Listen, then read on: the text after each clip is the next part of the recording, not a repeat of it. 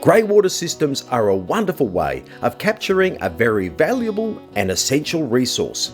Of course, greywater can be alkaline due to soaps and detergents and can contain unwanted microbes which, if applied to the garden untreated, can be detrimental to both the garden and the gardener.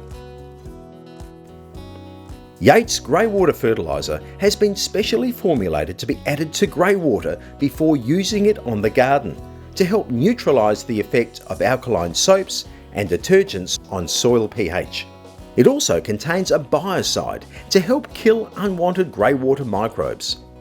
Add 20 to 40 millilitres of Yates Greywater Fertiliser to every 10 litres of greywater and apply around the root zone of non-edible garden plants and over the lawn every 2 to 4 weeks.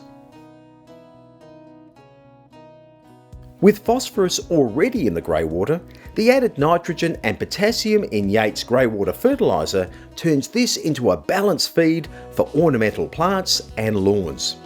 There's even chelated iron to promote deep green foliage and added calcium to help reduce potential negative effects of greywater on soil quality.